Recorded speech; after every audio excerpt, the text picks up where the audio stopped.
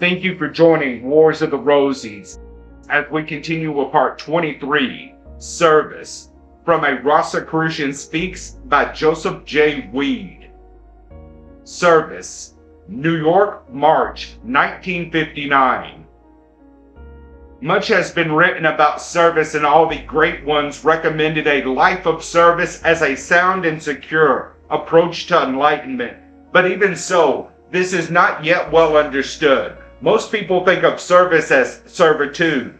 This is natural because every one of us has spent more than one lifetime as a slave or a low-cost servant, and the habits of thought thus acquired are difficult to shake off. With these habits go a certain servility and obsequiousness to power which are not proper to any human being, and least of all, one whose feet are already upon the path. Avoid this error. The teaching says, the grayish twilight of servility has brought on a wretched concept of life. Even in the present day, we do not regard all men as equals in spite of our high-sounding declarations. Examine yourself and be honest. Do you consider some men your betters and others inferior to you? Do not be ashamed if you find this so, and by all means do not try to deceive yourself. There is no need for feeling of guilt. It is not your fault that your thinking is enwrapped by a powerful thought form that has dominated the creation of every human social structure for the past 20,000 years. Very few are able to transcend its powerful influence. Very, very few people can actually see others as equals and know that no other is either superior or inferior except in the degree of expansion of their consciousness.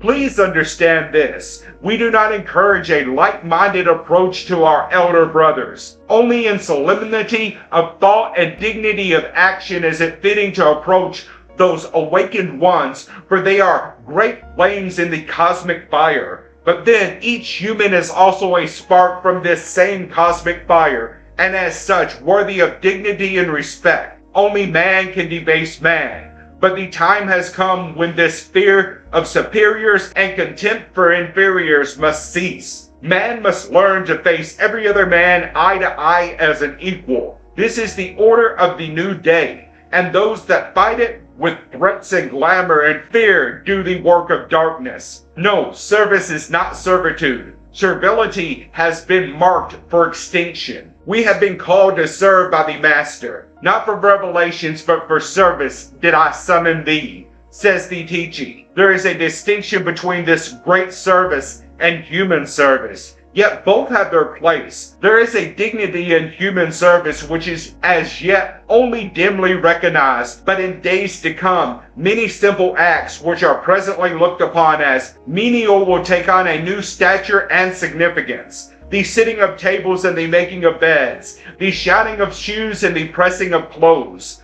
the cutting of hair and the carrying of luggage will all come to be recognized as the essential activities they are, and those who do this work will be accorded the same dignity and importance in the social scheme as the construction worker or the airline pilot. The airline stewardess, for example, represents a remarkable bridging over to this new viewpoint. Their main responsibility is to serve food and beverage and otherwise care for the comfort and need of the passengers. Yet they are not labeled as waitresses. They are looked upon as important and responsible employees, and their jobs are regarded as glamorous and desirable. In such a manner will all the so-called service trades be elevated in days to come to new recognitions and a dignity truly proportionate to human worth. But this is not the great service. This is human service, wherein time and effort are expended, and just compensation in the form of money and honor is received in return. The great service is something different. Actually, the great service involves sacrifice. Sacrifice may be described as the giving or giving up of something physical or emotional or mental in order to achieve something higher or better. There is pure sacrifice and impure sacrifice. Pure sacrifice is where the giving is complete with no thought of return or reward, where there is not even desire for self-approval. Only the greatest souls or mortals in their greatest moments are capable of pure sacrifice. For us, the great service involves sacrifice, but sacrifice which is usually teamed with some form of self-interest. There's nothing wrong or shameful in this. It is the best most of us can do at this stage of our development.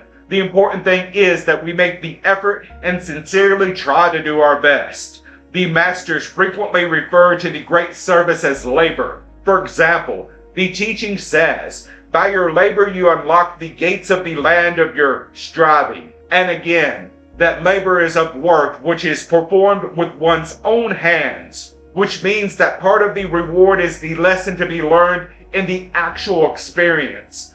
This experience can only be had when the service is performed directly by oneself and not through an agent. The Master Jesus frequently spoke of the laborers in the vineyard, and he said, "The laborer is worthy of his hire," meaning he would not go unrewarded. In the same manner, those engaged in the great service are sometimes referred to as workers. One who has faithfully stood the test of time is called a co-worker, and they do not go unrewarded. Those who accept the call to the great service must know that it will cause, nay, it will demand a great change in their lives. Usually this change is internal, a change of viewpoint or outlook, but occasionally the change is all-embracing and a complete uprooting takes place. Most important for the aspirant is for him to understand what has happened. He has turned his steps from the broad highway of custom and habit and struck out upon a new path, a narrow path which goes steeply up the mountainside. This is an allegorical statement describing what takes place when one starts to devote himself to the great service. From this comes the often heard phrase, "on the path." Thus, we see that dedication to the great service leads one onto the path of illumination or cosmic consciousness. A great many students cannot understand the association of service with the idea of cosmic attainment. They ask, what is the connection? The answer is that here again is another of the great suggestions or advices that have been given us by hierarchy. We are told to serve not because they need or want our service, but because by serving or even attempting to serve, we help ourselves. A clue is given in the statement. The means of achieving expansion of consciousness are innumerable, but inherent in all are the ideal of honesty or truth and self-sacrifice. True service involves a straightforwardness and honesty with oneself and others, and above all, a willingness to sacrifice. Always sacrifice. To start right out to sacrifice this and give up that is impractical. It is foreign to our nature and to our motor mechanisms. But if we try to be of service, our attention is gradually weaned away from ourselves by the needs of others, and one day we awaken to the fact that we are actually making great sacrifices of time, energy, and self-interest with no thought or desire of return. The selfless giving of oneself to help others stirs the heart center into activity, and this evolves into an actual love for humanity, which is so needed today. Not love for a particular person, nor a particular group, nor even a particular nation, for this is normal human love, but an open-hearted love for all humanity is the crying need. To see all men as souls, to understand and forgive them their errors, to magnify the good in them and minimize the evil is the sign of an awakening heart. Then we are well upon the path. Then we are performing the great service. By step we have been led away from our old habits of thought and conduct. One by one we give up our recreations and our playthings. Gradually we become an adult in our thinking and outlook. Each day we find ourselves doing less and less of what we want to do and more of what we ought to do. We work harder, we accomplish more, and we are astonished that we feel better and have more energy than heretofore. By forgetting self, we are beginning to widen the doorway to the cosmic, to our higher selves, and a corresponding greater flow of psychic energy is available to us. For the first time since childhood, we experience joys. Joy in doing, joy in being, and wonder of wonders. There is promise of more. O workers in the great service, I offer you this prayer.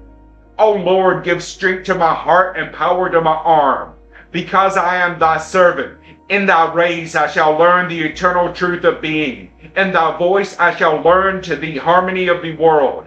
My heart I give to thee, O Lord. Sacrifice it for the sake of the world. Thank you for watching, and please don't forget to share, like, subscribe, and comment. And if you can, please consider donating to Wars of the Rosies. Links to PayPal and Patreon are in the description. Thank you so very much.